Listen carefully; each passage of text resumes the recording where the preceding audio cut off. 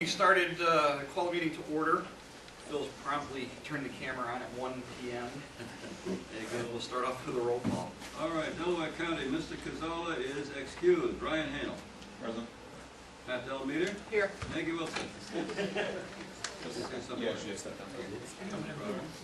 Fulton County, Jen Elmendorf is excused, had to work. Jack Farquhar. Here. Mike Tracy. Here. Hamilton County, Joyce is excused. Arthur, otherwise known as arthritis, that's short for arthritis. Phil Malady present. Lou Franco is excused. Gary Wicks is working. Montgomery County, Sean Pasquarelli. Here. Mickey Square. Trish Green is excused. Tony Agresta. Tony is working today. Working. Okay. Secret County, Sid Chase. Here. Beth McGowan. Here. Dr. Markowitz. Here. Tim Foster. Here. Richard Kirschman. Here. Wow, a double gold star for our Secret County today. Look at that. Schoharie County, Ed Brandt. Working. Bill Beavers. Here. Ed Hillenbrand. Here. Dr. Frank Belois. Mark Zeke. And here, Lou Jones. Yes, sir. And Dr. Leinhardt. Here. Sir, we have a quorum. All right. Everyone should have received the minutes for the January 19th meeting. I don't know if there's anybody that had any questions or concerns with them. If not, I will take a motion to approve the minutes. So moved. Okay, we have Sid and Patrick here. Okay. All in favor? Aye. Aye. Opposed? Abstaining? Introduction of guests. Introduction of guests, all right, we have from, where'd they go? Record shows Tony Agresta. Okay, well, we have from JVAC, we have Chuck Caruso and Rob Caruso. And here they are. There's Chuck Caruso, I don't know where Rob is, but he's around someplace without a doubt. Welcome, anyway. Jill Dunham and Howard Youth, John McMillan, Rich Knapp, and Avis Warner. Did I leave anybody out? Not intentionally, certainly. Welcome one and all. All right. Correspondence. A lot of correspondence. Didn't kill a lot of trees, though. Just a lot of cyberspace.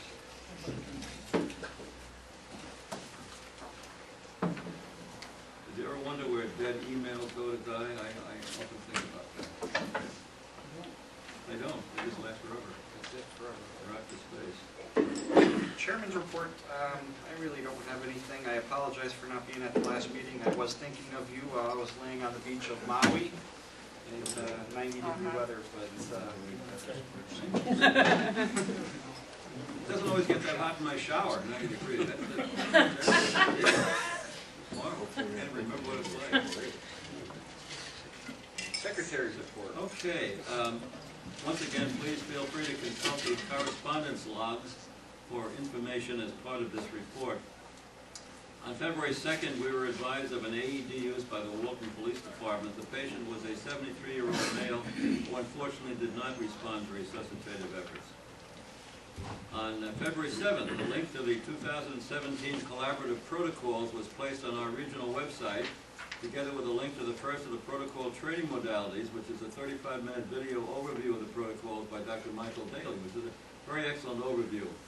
On February the 9th, links to the training sites were also placed, having received them from Beth the previous day. And I thank you, Beth, very much. I queried Tim Mirabli at Remo about the protocol training links, and he said, Phil, I don't have them. And I said, wow.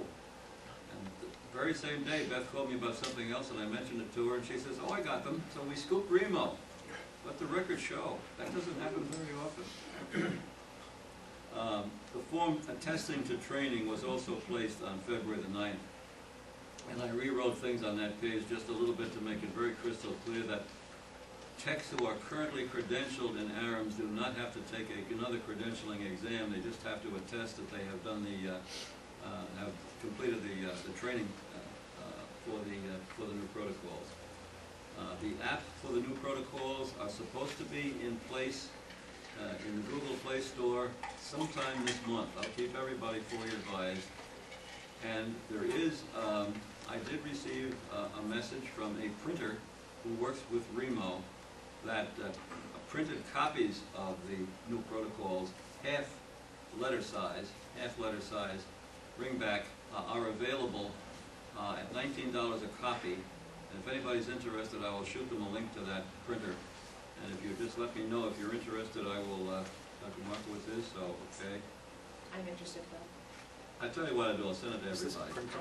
I'll send it out to everybody, and that way I don't have to pick and choose.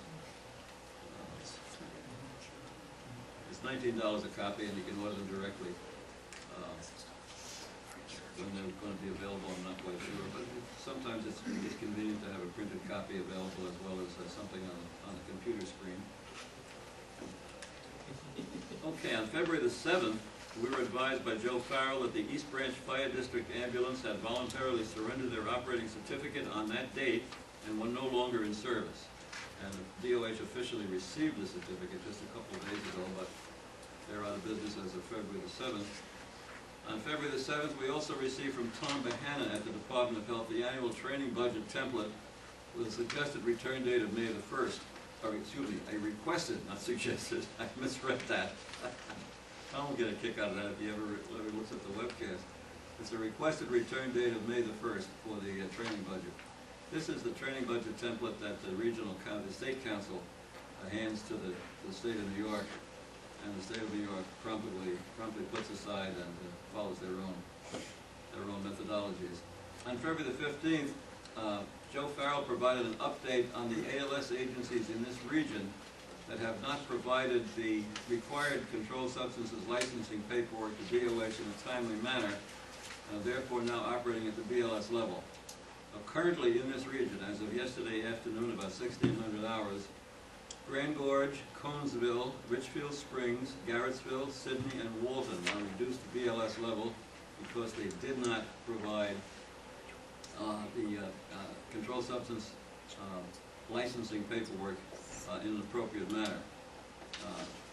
DOH has had contact with each of those agencies, and they're fully aware of their current status. As soon as they are granted the controlled substance licenses, they can be returned to ALS status.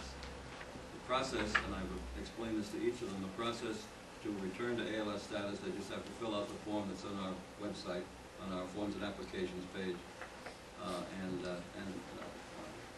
email it to me, and then the REMAC just has to approve that. As of this date, agency statistics for this region are as follows. We have a total number of 104 agencies in AAREMS.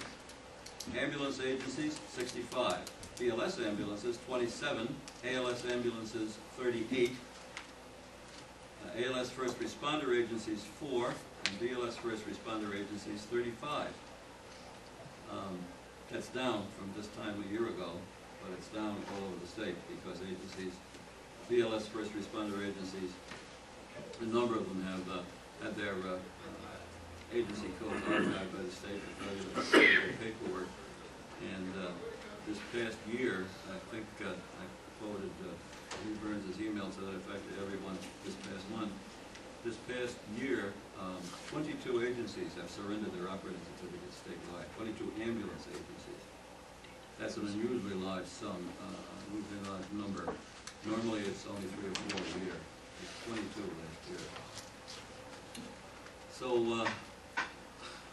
I spoke with Joe Farrell at length yesterday. Joe told me that they are backed up considerably in the office. Mary is still out sick after surgery. And Joe is also backed up trying to process the paperwork as far as the controlled substance licensing goes. He said that agencies that are currently operating at BLS level probably can expect to have to wait about 30 days before they can get their controlled substance licenses. See, when you apply for return to ALS level, part of the application includes the fact that you have to send a copy of the controlled substance license to the REMAC. So in any event, right now we have Grand Gorge, Conesville, Richfield Springs, Garrettsville, Sidney, and Walton who are BLS. And like I say, they have all been notified of this fact, and I believe are all taking steps to remedy the situation. The last I heard, they are anyway. And we have no enforcement actions received this month, and that's our report. All right. Treasurer's report. We have a copy of the cash flow and balance sheets are available for everybody, and in addition, Tom, Sid, Jack Barquar, and Lou received the detailed cash flow balance sheet and register reports, plus copies of the canceled checks as per the review arrangements agreed to meet audit standards. By the way, I sent our audit reports out yesterday to all our members. We have received an okay, sort of an attaboy from the audit, from the independent auditors. Everything was in order. And as to the report today, Everything is complete and accurate. All right. We have a motion to accept the treasurer's report. Pat? Second? Pat? All in favor? Opposed? And abstained. I will abstain as a staff member. Committee reports. Regional program agent. Training. Training committee, I'm going to ask, if I may, we had a speakerphone meeting with Joyce today, the training committee and Joyce, and I'm going to ask Jill and Howard to comment on what was dealt with. Well, we talked about the instructor update is going to be June 3rd. It's a Saturday, and they're combining Remo and Mountain Lakes, correct? All in that day, or 3 separate days? I didn't understand what she was saying. That had been originally in the plan, but apparently that's not going to happen this time. It's just going to Okay, so it's just going to be this region. It's going to be at the Cobleskill Fire Department. Deb Cuffs is one of the speakers on this, and she is going to reach out to Dan Clayton, but Howard has suggested more probably Jean Taylor for doing a 3-hour session on the forms that the CLIs and CICs have to do for classes. And she's looking for any other ideas. Maggie had asked about a CLI course in Cobleskill, and Andy Johnson she's reaching out to for the exam, like talking about the exams, correct? That was more on your... So it sounds like for the CIU in June, it's going to be a CIU on June 3rd at the Cobleskill Firehouse. Deb Cuffs and a state representative. She's going to contact Andy to see who's best for that. And then Maggie and I are going to work together to put together a 2 to 3 day daytime, week time, non-weekends, not nights, CLI course that will be housed at SUNY Cobleskill probably towards the end of the year. But it'll have things like some educational methodologies in it also, with the new CLIs and maybe a little bit of CIC curriculum in it. I just continue to talk about what are the problems with the exams that they're seeing, And then remedial solutions. there was a brief discussion that I kind of started about EMT, especially in Fulton and Montgomery counties. I've been very transparent about the fact that we, when asked, absorbed the FM course sponsorship. However, we've run 3 classes up there now, all at a loss. And this semester, we put a course out there and said if we got 12 people enrolled, we'd run it, even though that's even probably going to be a loss for us at 12, because that's a mix between refreshers and originals. I want to say we had 6 people total, and closed registration, closed the course, referred folks to GAVAC. To my understanding, GAVAC's got a successful EMT course this semester at about 25. This is the only one. And that's what we talked about earlier. This has been the only successful course. So I think our plan for the future is going to be running a spring EMT and EMT refresher at FM, and running the same courses at Cobleskill in the fall. I don't want to give up on those 2 counties because I know they need the education. However, after almost 2 years of doing this, the counties We also talked about putting a survey out have to not the showed up, right. agencies and to find out what maybe they think about it. right, and we But- wrap that up as basically saying, look, what's preventing them from coming out? because there's some things we're gonna be able to help with and there's some things that we're not. But literally, when Cobleskill came up to FM, we ran the same course on the same evenings in the same location as it had been prior. And if we're still getting a 10-person starting class with 7 or 8 passing or finishing. And obviously the money's not an issue because you guys put the money up front. We don't put the money up front. Right, and I don't know how much longer we're gonna be able to do that. So that was a big conversation, is we enrolled a lot of our students at the very last minute. And you and I had Oh, talked, yeah. and we had even considered canceling the class. Right. Up until about. Oh, it was like the last few days, it was like the phone was So, nonstop. it All really day. came in at the end, but one of the biggest things that we are finding is that they don't want to front the money, but these students, it's, Yep. But we they, could never afford to do it if we didn't get that money, and as it is, the fire departments are screaming, but by the same token, they are the biggest offenders. They send and roll all of these people, and then the next thing you know, 3 of them are dropping out. you Right. know. And, So it's. we talked about that too, like, how do you keep them enrolled? we specifically mentioned both of us, but specifically your EMT class that was registered for St. Johnsville. That was a special request to be in their facility, and then you guys ended up having to cancel it for 0 enrollment. Correct.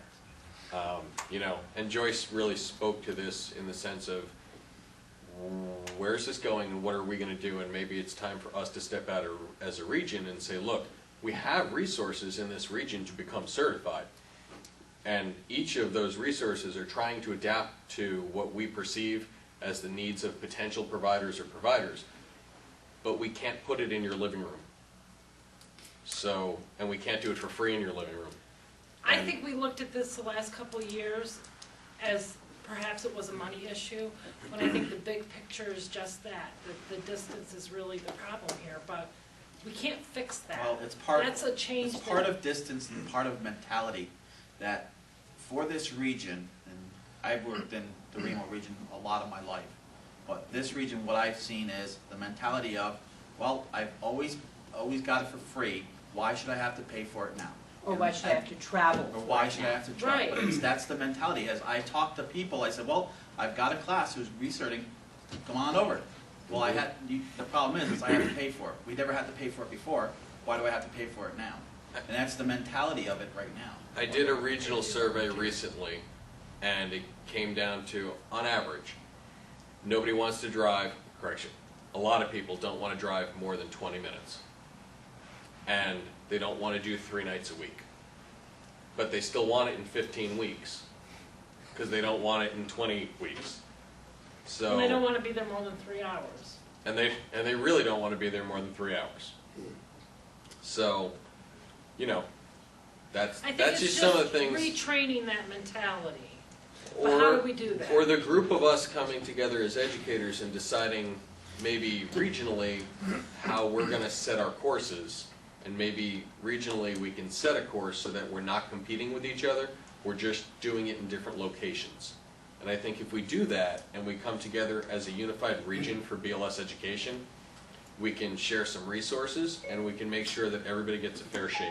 But do you really think that we compete with each other? I mean, We don't compete with each I other, think so. but potential students thinks that we do. And then they'll shop which is closer, which is shorter, which is, if I go here, I only have to go for 3 hours a night, but I have to go 3 nights. But if I go here, I can go for 4 hours a night, twice a week. And I think maybe if we take a look at some of this, we can probably better provide for our region and stop dealing with the same problems that all of us feel. So Joyce was going to send out a survey, and we'll see. I know Maggie kind of offered, I kind of pushed her under the bus. And right, exactly. And Joyce and I were going to work on it. If anybody else wants content into that survey before it goes out, Tom, you guys? I think more importantly too is we need to focus on what people we're recruiting, because when we look at the students, even our students, we don't get people from outside of the emergency world, Right. So we rely heavily on the fire departments. In certain cases, obviously, that's why we have a lack of paramedics and EMTs in certain cases. So how do we, as a region, reach out to the community Yeah. and make these people want to choose EMS as a career? Well, we had that. We're limited by time here. Two ways that we're currently looking into, and we are going to need to fix a depleted staffing and resource issue to do that, is EMT in high school and EMT at FM during the daytimes when they have other college students who are there for other health profession degrees. And if we offer our EMT class at FM for credit as an elective in a nursing or radiology, maybe we pick them up as a part-time EMT somewhere and they get bit by the bug and go, hey, I'd much rather do this for much less pay because I love it, like all of us did. Is anybody here though running an EMT course with a BOCES program? I have partnerships with BOCES, but I don't run it at BOCES. Right, but you don't run it. We talked with BOCES I and work they're, for BOCES, but we run it as a night course. Right. we talked to the people at BOCES and their problem is like having another allied health program competing with their like nursing program, their LPN So program. it's not that the age, because when I talked to BOCES, they were concerned about the fact that people would want to take it, but the state regs say you have to be 18 on the day of the last month, or, you know, last day of the month in which you take your test. So, but that wasn't their problem? That wasn't their concern. Some BOCES programs are very, very successful in this. Most of the ones that I've seen, and I haven't seen a ton, have been successful prior to the 2013 change in education standards for They EMT. extend the course. So, I was just wondering if anybody had something with the BOCES, because that's, you know, one of the things that we've been looking at is trying to get kids, again, that are just coming out of high school or looking for a career to go into. I think that's a good idea because it's multiple counties right over here at FM, you know, BOCES. Right. Right. We actually reached out to them, and we've had some BOCES students in our FM course. We ran into issues with content, timing of the content, and aggressiveness of the pace of the course. And also, when we had talked to them, the other thing was is that they were saying that it is geared towards the high schoolers, but it's geared towards, you know, they're going there for criminal justice, or they're going there, they're already going there for a field that they're interested in. So where do we implement your EMT class? You know, the other thing that you need to remember is that there's still no mandate for a high school diploma or GED to take an EMT class. Right. And yet there's an absolute skill set that you should have to be successful coming into an EMT class. Right from the beginning, the whole comprehension, you know, not even the skills. But, you know, So, Read and understand English. it's probably one an average of a third grade level. I just want to say I am delighted that increasing numbers of folks are contributing to our training committee and giving us very valuable input. And I for one, encourage members and non-members alike to contribute their thoughts and their input to the work of the training committee, because it's being listened to very carefully. And I can't wait to see what that survey shows up. Just to show you that there's a random nature to all of this that it's hard for me to figure in, because in Hamilton County now, in Speculator, we're running an EMT basic with 12 people, and that's unheard of. Yeah.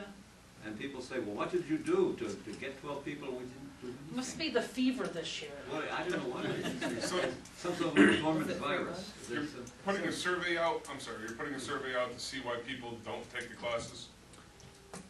well, you know, original concept was to send it out to find out when they'd be most comfortable to take the class. So in other words, schedule, number of hours, location, but I think in there also we can do some things like, you know, have one question that what prevents you from taking a class. Because we don't know why we're not getting enrollment. That's the question. And you can put an ad in the paper. But I think we're asking people that we don't A know. long time back, we did something about satisfaction with Whereas who wants to take a class? Nobody raises their hand, or nobody signs up to take a class, and they say, well, how come, I don't, it Well, we're seems it's sending gonna be out tough to to get departments. to get the target audience to respond. Oh, sure, you're well, but you're going to get some, because some of the issue is, you know, Department X has 3 people that go, oh, I want to ride here.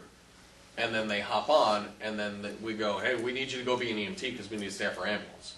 And they go, yeah, yeah, yeah. And then Department X calls AAREMS and goes, we need an EMT class in West Nowhere. And they go, okay, we'll put it in the back of West Nowhere Firehouse. And then you set that up. And then the 3 people who joined Agency X and went, we're going to go be EMTs, found out, whoa, whoa, whoa, what do I have to do? And they're like, well, all right, I don't know, you know, my spouse isn't going to be crazy about this. We have T-ball on Tuesday nights, and, you know, life happens. And then all of a sudden, there's 3 people to enroll. One gets into it and goes, oh, I can't handle this. And the other one maybe finishes. So when you do them at the college, you don't actually do it. You do it as night classes. You don't actually do it as a regular.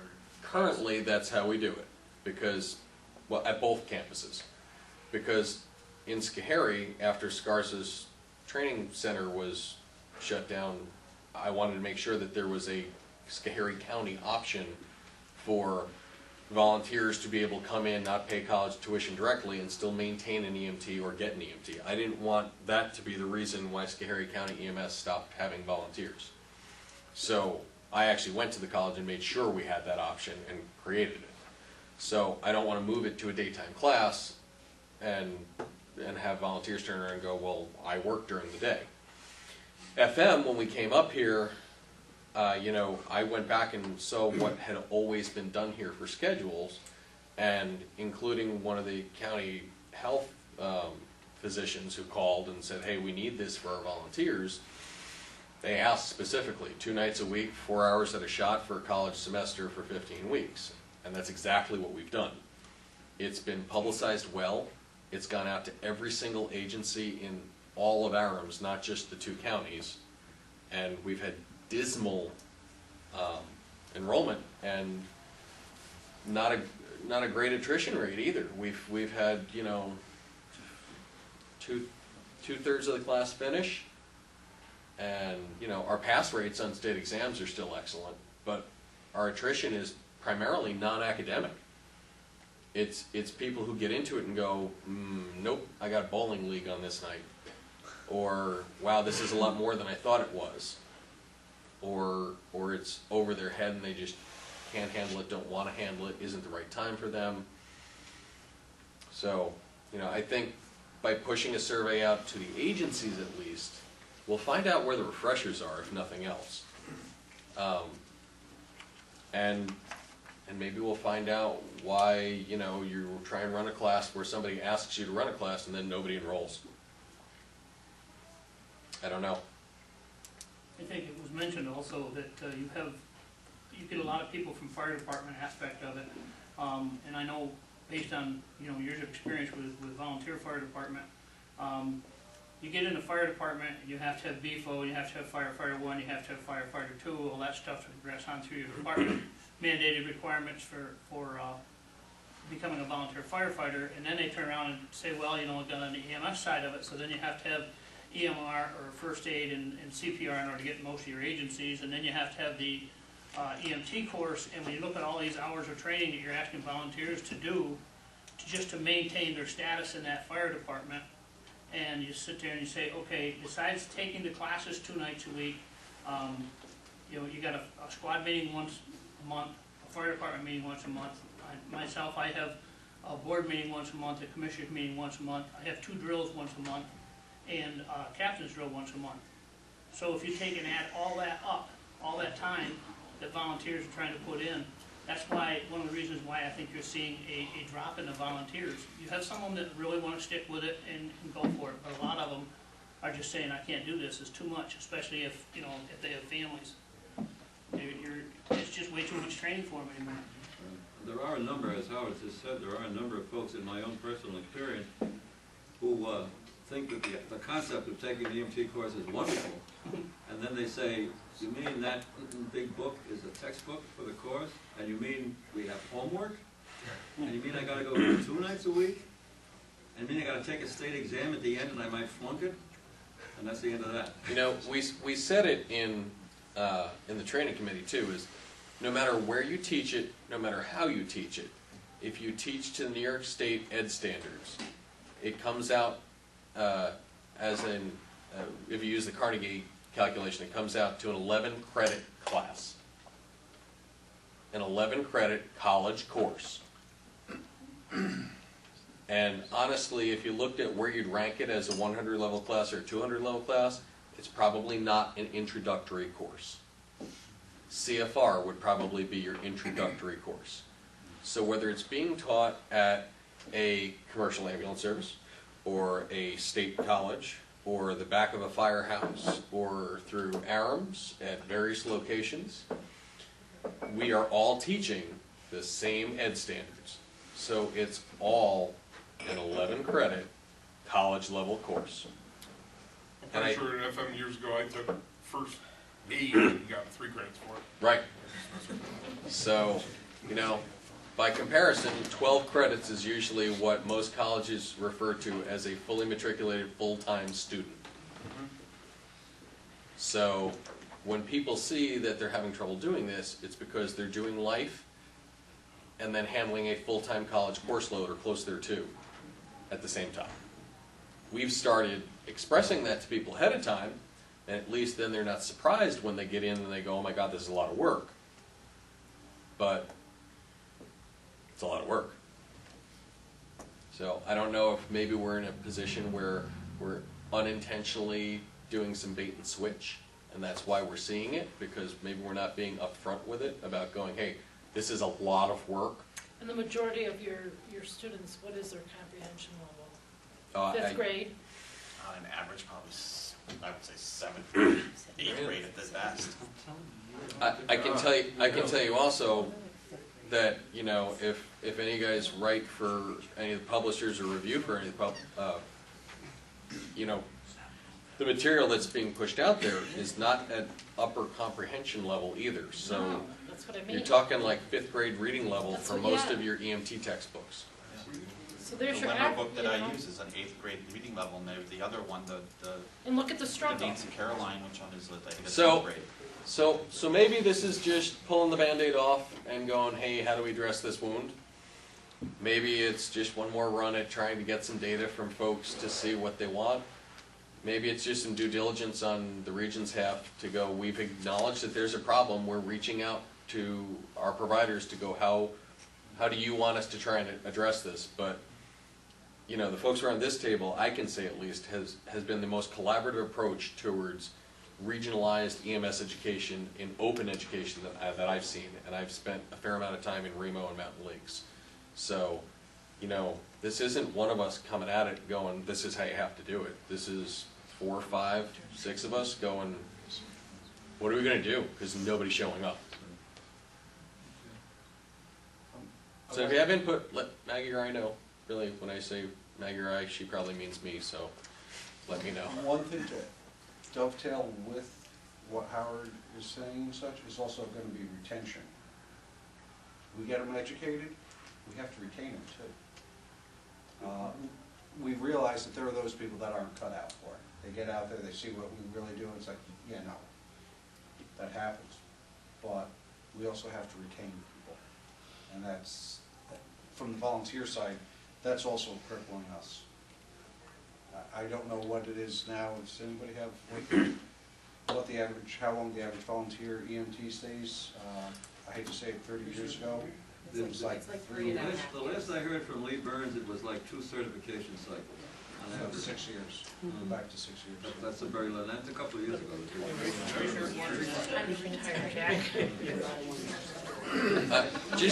Just one quick thing that I'll throw out here in training too.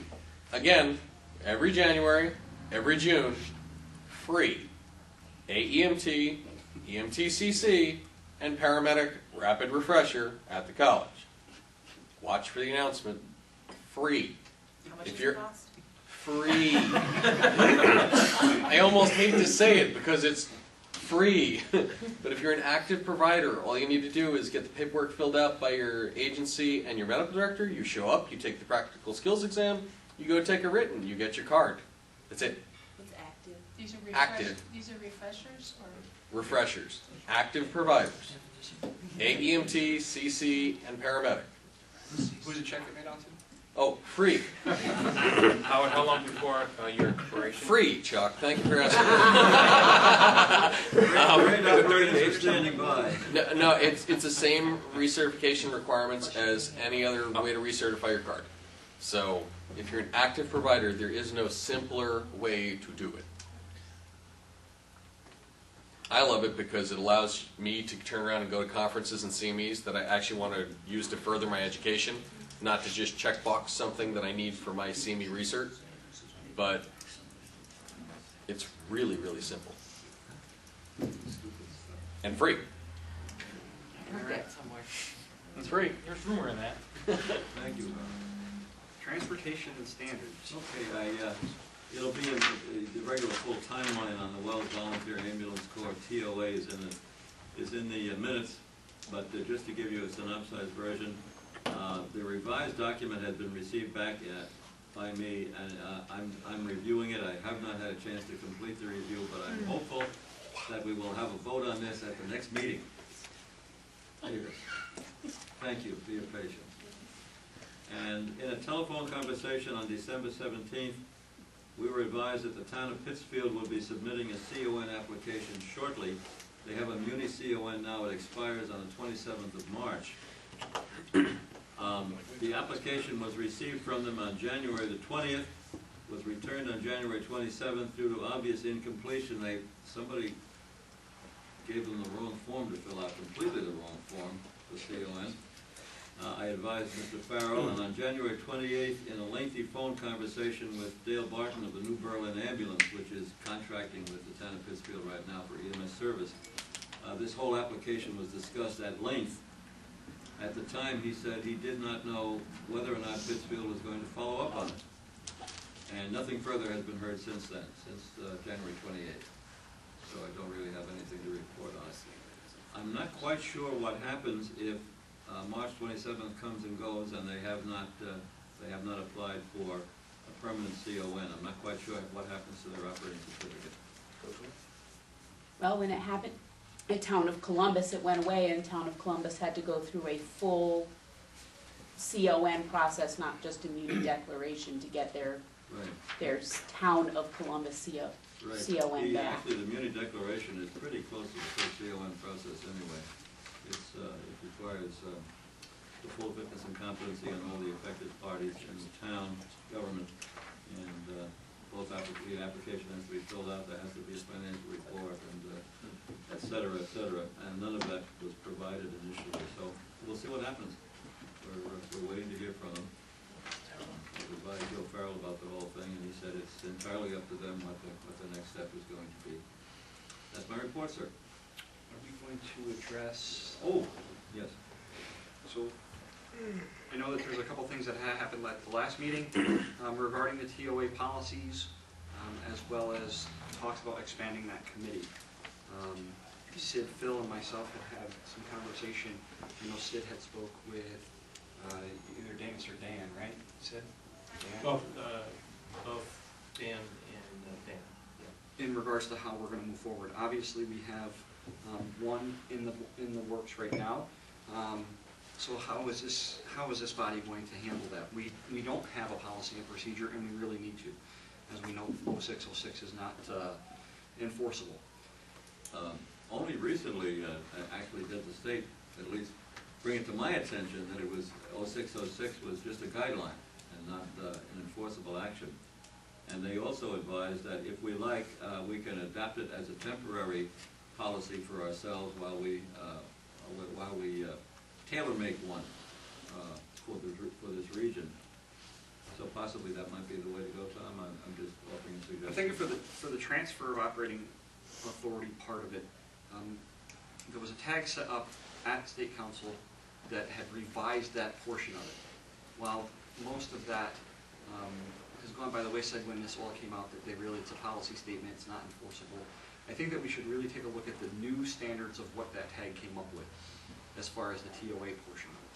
As the regular CON policy, for a full-fledged CON process, I think we're gonna have to look at 0606 and take that portion out. But that would be my recommendation, is to look at the new part of the TOA that you had sent out as a draft copy for comment, and see where how that fits in, reword it as a policy, more so than a policy statement, and adopt that as a body. Would you like me to send it back out again? I would say send it out to the AAREMS The membership. membership. Sure. I thought that part of the discussion at the last meeting was expanding the transportation committee to look at the policy and bring back recommendations. That's part of it, Pat, yeah. Not to put words in his mouth, but I think Tom was gonna bring that up. Right. So that was the next part of it, is to talk about expanding that committee. And I think Maggie and Pat both had reached out and expressed interest in joining that. And in conversation with Sid and Phil, I certainly have no problem with that, and I would make a motion to expand that to include those two. I'm sorry, was there a second? Right, okay. So we have that motion seconded. All in favor of adding Pat and Maggie to that committee? Opposed? Abstained? This is, I just want you to know, this is a bump up in your pay grade, too. It's a percentage, though. So Phil will get that policy out, certainly to the AAREMS membership as well as that committee. I don't, somewhere along the lines, if somebody wants to take a lead role and look at that draft and come back with recommendations, I know that we have one in the works right now. There are probably going to be more very soon. So that part of it, I would say we need to work on, at least the TOA portion, relatively quickly. For the longest time, of course, not to beat a dead horse, but for the longest time, most of the regions, and this one in myself, felt that when the state came out with a policy statement, that was it, you know? And only recently have they said, no, that's not it at all, these are only just guidelines. State Council report, I don't have anything from last month. I don't know if Beth has heard anything different. No, Mark wrote a report and presented it from the last January meeting, and I haven't heard anything more. Donna Johnston sent me the minutes of the SEMSCO and CMAC meeting and the Medical Standards Committee meeting yesterday. If anybody would like to look at the stenographic transcript, I'd be more than happy to forward it to them. It is quite voluminous and painfully accurate. That's the wrong phraseology, but you know what I mean. It's painstaking, right down to the semicolons and the periods and all the rest of it. So if anybody's interested, just let me know. I'll shoot it out to you. REMAC. No report. No report. County reports, Delaware. Delaware County. We've had a pretty bad couple of days. The narcotic standard hit our county pretty hard. It took 3 of our agencies away. One of our agencies, which does 1,400 calls a year, and knocked them down to BLS. They're not just doing ALS for Delaware, they're doing ALS for Delaware, Otsego, and Shenango. So that's a pretty big hit. Right now we're trying to work on correcting that situation for all 3. You know, trying to figure out what we're going to do from there. I'd like to talk to the REMAC today, Dr. Leinhardt, Dr. Markowitz, about the possibility of doing a vote to bring back an agency back up to ALS via email instead of having to wait to meetings. Because that would probably put us out, at this point, it's less than 30 days, even if we get our certificate before that meeting. That would put us out till May before any of these agencies could come back online, ALS. So that hurts us all around. An email vote could probably help. Other than that, we're finishing up our classes, and that's it. I was pretty tied up with this whole narcotics thing. Otsego. I think business as usual for us. Schoharie. Nothing to report. Montgomery. I don't have anything. you got anything? County EMS met and did nothing? Fulton County. Nothing new. Donuts. And Hamilton County. We have 2 classes that are in progress at this time. We have 12 that are enrolled in inlet, 6 refresher, and 6 original, and 10 in speculator because 2 dropped out. 8 original and 2 refresher. We had 1 class that was supposed to test out and have their written exam in January, but all the paperwork wasn't sent to the testing site by the new AAREMS of the state. So they were unable to take their exam, so they were rescheduled to take this, I believe, today. I think tonight. I think you're right, yeah. And then if they don't take it tonight, then next month. Although I haven't heard from the proctor. She normally calls me to unlock the door. Because there's like 5 or 6 that are scheduled to take it tonight. I guess I don't call her. I when think get you back. better. I guess If I they do. don't take it tonight, we're gonna have a meeting. Normally I have. That was pretty disgusting. Any old business? Were you going to expand the training committee as well? I think that the members of the training committee need to be updated as well. I think, the training committee, just speaking for myself, the training committee membership has always been a little bit amorphous. It's always been whoever wanted to contribute. But we can do it either way. I didn't know which way it needs to be We done. certainly invite input, absolutely invite input. The input we've been getting is invaluable, in my opinion. No, but I have 2 training committees ago with a discussion and then never, they looked at the committee and it wasn't really anybody who was coming to the meeting. I think you were on it, right? You're on the training committee. Do you remember who else? Joyce.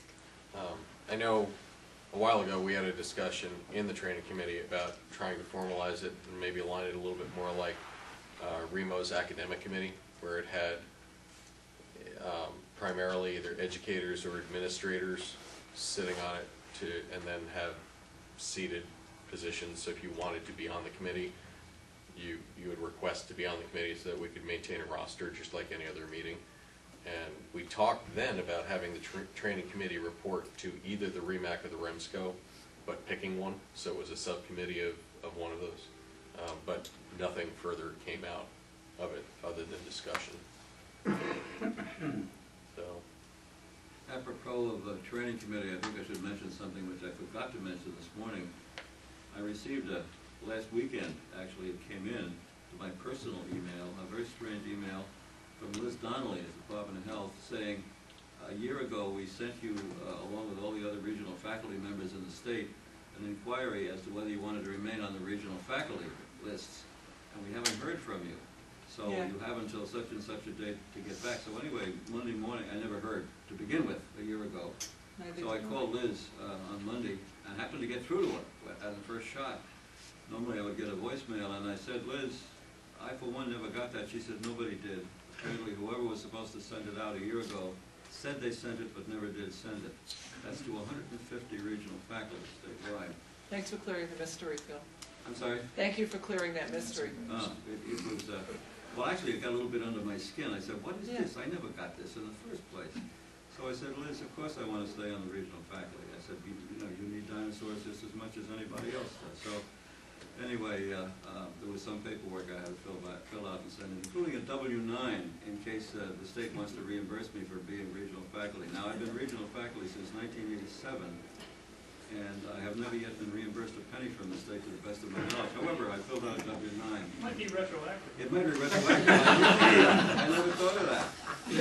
So anyway, I sent all the paperwork in, and she apologized. I said, well, it's not your fault. She wasn't even with the state then when it was sent out. So she said she got some very impassioned replies stating, what are you talking about? You know. And anyway, just to let you know, in case any of you have bumped up against that email. I did. It was sent out, it was supposed to have been sent out a year ago. They just want to, actually they want to just purge the roles of regional faculty of folks who are not active anymore or moved out of the state or whatever, deceased or whatever. And they don't, they wanted to update their listings, and they kind of ran into problems that they hadn't anticipated. So anyway, I presume that yours truly is, and I think Pat also is still members of the regional faculty. Did she get in touch with you, Pat? I faxed it back up with a cover note that said I had not received this previously, so. Right. Well, Liz said, don't worry, she said, nobody received it. One of those things. All right, any new business anyone wants to bring up? I just wanted to bring up that, can we do an email vote for the return to ALS for those agencies awaiting their narcotics plan? That's not, I think we need to know why they went on. Right, so you'd like a letter? And what the, it's a technical glitch and it's all been fixed. There's a little bit of a catch-22. There's certainly no problem, as far as I'm concerned, there's no problem with the mechanism of an email response from the docs. But the ALS application that they all have to fill out, once they come back to the ALS application includes a copy of their controlled substance license. So the docs could certainly approve it pending the receipt. I think it should go the other way. It should come through. Once it comes to you with all your paperwork, send it to us, and we'll do a vote. And you need to certify that it's all Sure. here, so complete. Okay, all right. Yeah, I did in fact get a bunch of paperwork from Sydney 2 days ago by email, because it unfortunately could not include a copy of the controlled substance license because they don't have it back yet. All right, but yeah, I'll be happy to send it up. Why don't we just name the affected agencies, Sydney, who else? Okay, we have Garrettsville, St. George, Sydney, Walton.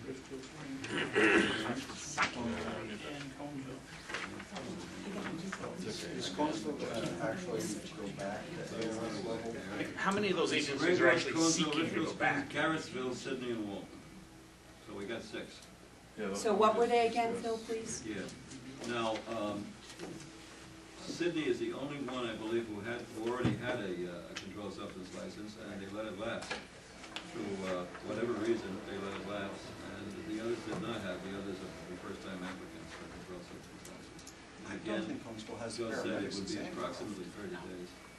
before. Of those 6, how many expect, or do we anticipate are even going to attempt to go back to the ALS level? Well, actually, all Sydney. of them, believe it or not, all of them submitted some paperwork to Joe. See, February the 1st was the drop dead date, as you all know. I sent that out 3 times as message.